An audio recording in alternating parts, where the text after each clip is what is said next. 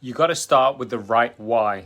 When it comes to improving your own health and fitness, when it comes to wanting to do the things that are going to help you to be fitter, healthier, and happier, you have to start with the right why. And what I mean by the right why is, let's look at what I class as the wrong kind of why, okay?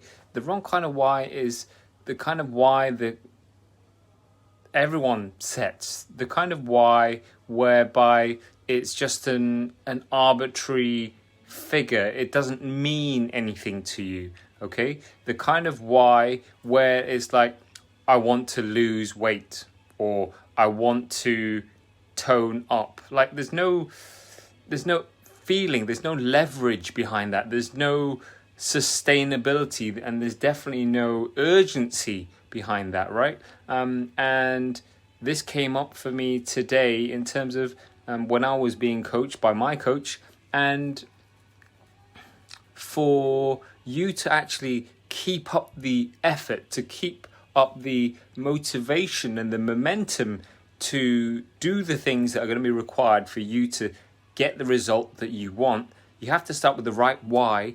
Because if you start off with the wrong why, you falter. You're kind of setting yourself up to fail. When you have the right kind of why, when you have the kind of why that is going to literally get you out of bed, or the kind of why that is going to make you do something more than it is easy for you to not do something, that's when you know that you're onto a winner in terms of the right kind of why. So for most of us, we are wired by either the avoidance of some kind of potential pain, or the attraction of getting something pleasurable, okay? And here in the UK, us Brits are most likely to be more motivated by the avoidance of potential pain, okay? So when you pick that pain point, when you find what your why is, you want to screw that in. You want to feel like you're rubbing salt into that wound. So it's not just, I want to lose weight. It's, I want to lose weight because otherwise X, Y, and Z is going to happen. If I don't, I want to tone up. Otherwise X, Y, and Z is going to happen, or I'm going to get this, that, and the other, right? It's like, what is the why that is going to give you that burning desire to continue and pick yourself up and keep going, rather than allow you to quit, all right? Allow you to quit, which is totally the wrong attitude to take, because you have control over what that why is in the first place. So if you want something to keep you going, to keep you motivated, look at your why. Look at the reason why you're doing things right now. Look at the why that you've told yourself that you're doing things right now. Like, is it powerful enough? Is it strong enough to motivate you to keep going, even when it's really hard to do? Even when, say, the thing that you have said you're going to do feels like it's impossible, feels like it's going to be really tough, feels like it's going to be a real challenge, or is totally out of your comfort zone. Like, of course, our brains are going to want us to not do those things. But if you refer back to your why, and you constantly remind yourself of this really strong, powerful why, it is going to light that fire up your bum, okay? So if you can start with the right why, I promise you're going to get way better results in the long term than you are to if you get a kind of why that is very short term, okay? You want this why to have longevity. You want it to be a long-term why. You want it to be a really powerful why.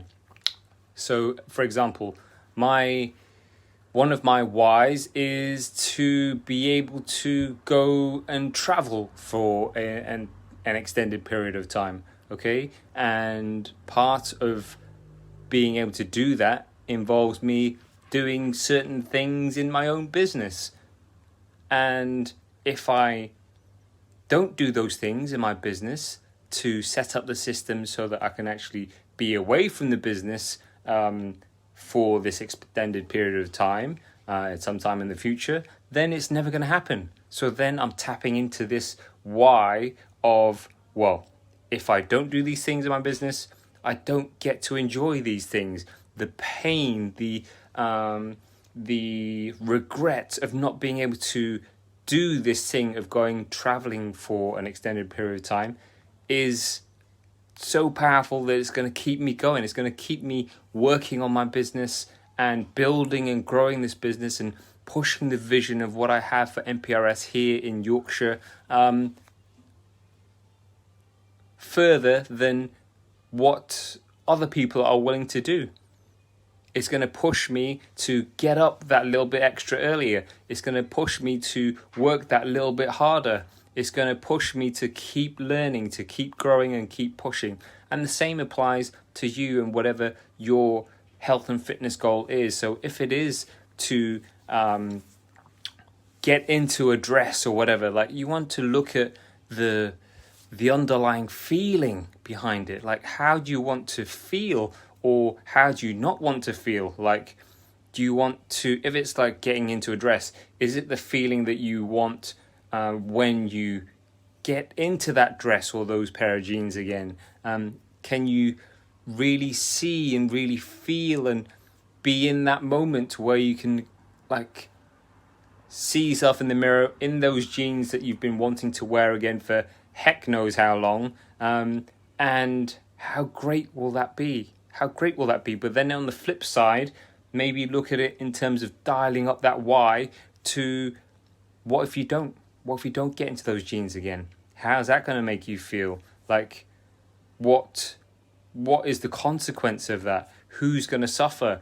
Is it just you, or are there going to be other people involved who aren't going to benefit from you not getting into those jeans or whatever? Like, find your why and keep cutting the layers back until you get to the root of it, the source of it, the fire of it that is going to keep you going when times are hard. When, you know, if you need to go for a run, say, and it's chucking down with rain, it's the kind of why that is going to get you out there and make you feel like Rambo because you're out there running in whatever weather. Is it the kind of why that gets you up first thing in the morning so that you can get your exercise in before other people are even awake? Or is it the kind of why that is going to drive you to step away from the biscuit tin because, you know, you've been snacking during all these past months, but now is the time that you feel, okay, I'm going to make this change and I'm going to do it for X, Y, Z reasons. So really, really powerful way of setting yourself up to win and not to find yourself quitting again and again after, you know, the initial motivation has waned, is to look at your why and start with the right why. Is yours the right why right now? If it is, then fab. If you think there's something else, think about it. Really think about it. Maybe even write it down. Go to the extent of writing down all the reasons why it is a good idea that you do the work, and maybe also look at the consequences of if you don't, and ultimately who is going to benefit or who is going to suffer. Who's going to benefit if you do the work? Who's going to suffer if you don't? And usually, if your why is big enough, you'll find that there's a tipping point whereby your why is like, okay, let's get cracking. I've got to get busy doing these things and not just talk about it. All right?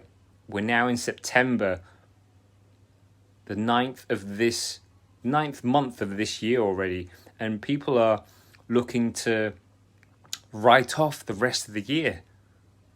At this stage, they're already looking to write off the rest of the year, whereby instead, if you were to start today, in 90 days' time, you'd be looking at going into the Christmas period in a much better place in terms of feeling much fitter, healthier, and happier because you made the decision right now, today, to really look at your why and think to yourself, is this the right why? If not, then I'm going to change it. Have you started with your right why?